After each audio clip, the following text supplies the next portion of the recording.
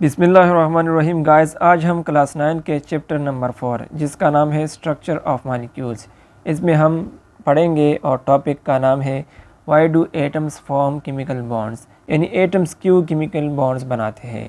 आप सब जानते हैं कि हमारे इर्द गिर्द मौजूद हर चीज़ एटम्स से मिलकर बनी होती है, लेकिन सवाल ये पैदा होता है कि ये एटम्स आपस में क्यों जुड़ते हैं और केमिकल बॉन्ड्स क्यों बनाते हैं।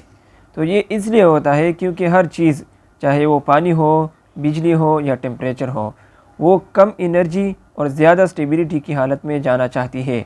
इसी तरह एटम्स भी कम एनर्जी हासिल करने के लिए एक दूसरे के साथ बॉन्ड्स बनाते हैं और अपने आप को स्टेबल करना चाहते हैं। हम भी चाहते हैं कि हमारे पास दौलत हो, बंगला हो, गाड़ी हो, ताकि हम स्टेबल रहे। लेकिन एटम्स के लिए ना दौलत चाहिए, ना गाड़ी चाहिए, ना बंगला चाहिए। वो चाहते हैं कि हमारा वैलेंस शेल कंप्लीट हो। एटम्स का ये रिक्वायरमेंट है कि इसका वैलेंस शेल कंप्लीट हो ताकि ये स्टेबल रहे। तो वैलेंस शेल क्या है? लेट्स सपोज हमारे पास एलिमेंट है सोडियम, इसका एटॉमिक नंबर 11 है, ठीक है। ये फर्स्ट शेल हो गया, ये सेकंड शेल हो गया, इसी तरह ये थर्ड शेल। ओके, इसका एटॉमिक नंबर 11 है। फर्स्ट शेल में 2 इलेक्ट्रॉन्स होते हैं, सेकंड शेल में भी 2 इलेक्ट्रॉन्स होते हैं, 8 इलेक्ट्रॉन्स होते हैं सेकंड शेल में, और थर्ड शेल में 1 इलेक्ट्रॉन होते हैं, ठीक है, 1 इलेक्ट्रॉन है। तो ये जो आउटर मोस्ट शेल है, ये वाला जो सबसे आउटर मोस्ट शेल है, इसको हम क्या कहते हैं? वैलेंस शेल, ठीक है। कौन सा शेल है? Valence shell.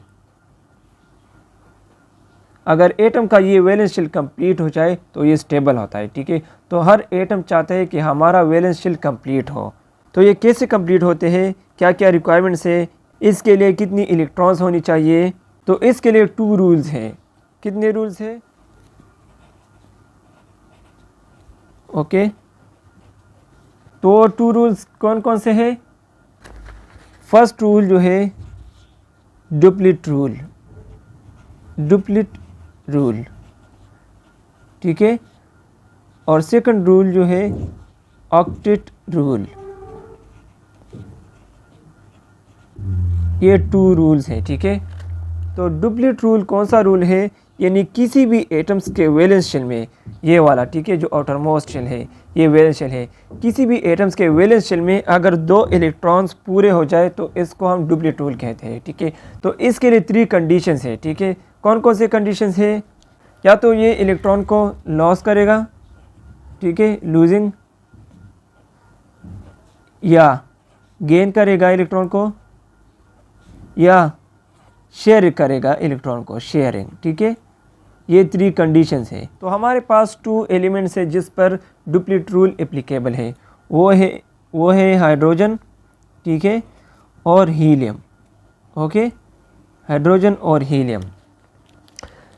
हीलियम का वैलेंस शेल में 2 इलेक्ट्रॉन्स होते हैं, ठीक है, 2 इलेक्ट्रॉन्स, यानी इसका डुप्लीट रूल कंप्लीट है, ये स्टेबल है। ओके, और हाइड्रोजन का वैलेंस शेल में 1 इलेक्ट्रॉन होता है और 1 प्रोटॉन, ठीक है। तो इसके लिए 1 इलेक्ट्रॉन ये चाहिए ताकि इसका डुप्लीट रूल कंप्लीट हो जाए, फिर ये भी स्टेबल हो जाएगा जिस तरह हीलियम है। इसी तरह ऑक्टेट रूल क्या है? ऑक्टेट रूल, ऑक्टेट मीन 8, ठीक है, यानी किसी भी एटम्स के वैलेंस शेल में, ठीक है, वैलेंस शेल में अगर 8 इलेक्ट्रॉन्स पूरे हो जाए तो इसको ऑक्टेट रूल कहते हैं, ठीक है।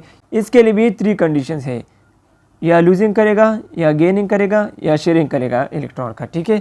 मिसाल के तौर पर लेट्स सपोज वही सोडियम में लेता हूँ, ठीक है, सोडियम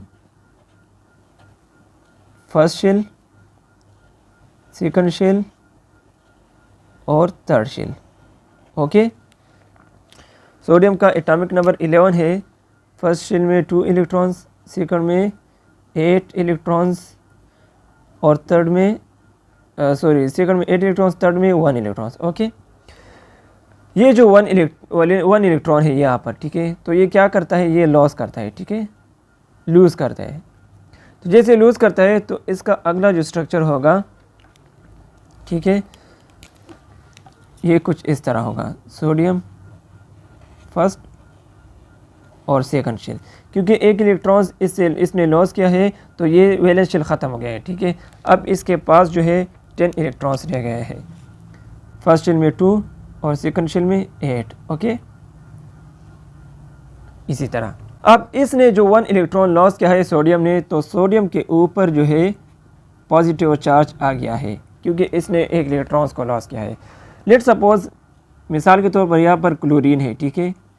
क्लोरीन वो क्या करता है, वो ये एक इलेक्ट्रॉन को जो है गेन करता है और क्लोरीन के पास जो है वैलेंस शेल में इसका 7 इलेक्ट्रॉन्स होते हैं, ठीक है, 7 इलेक्ट्रॉन्स। ये एक लॉस इलेक्ट्रॉन जो क्लोरीन गेन करता है, ठीक है, यहाँ पर गेन करता है और क्लोरीन के ऊपर नेगेटिव चार्ज आ जाता है, ठीक है। तो सोडियम के ऊपर पॉजिटिव चार्ज और क्लोरीन के ऊपर नेगेटिव चार्ज, ठीक है।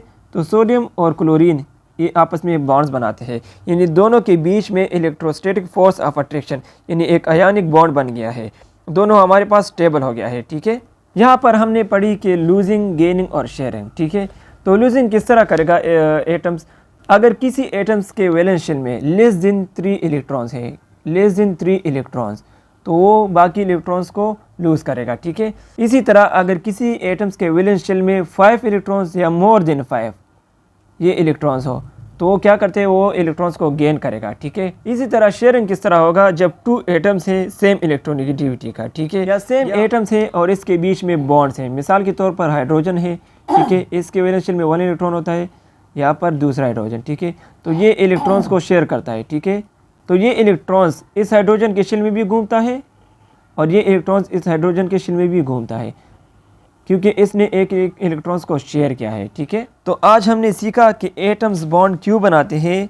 ये सब कुछ स्टेबिलिटी और एनर्जी में कमी के लिए होता है, ठीक है। एटम्स या तो इलेक्ट्रॉन को लॉस करता है या इन्हें शेयर करते हैं या गेन करते हैं ताकि वो ज़्यादा स्टेबल हो सके। आई होप कि समझ आ गई होगी। इंशाल्लाह हमारा अगला लेक्चर केमिकल बॉन्ड्स पर होगा। अगर लेक्चर अच्छी लगी है तो लाइक करें और चैनल को सब्सक्राइब करना ना भूलिए। हमारे साथ रहिए, तब तक दी इजाज़त, अल्लाह हाफिज़।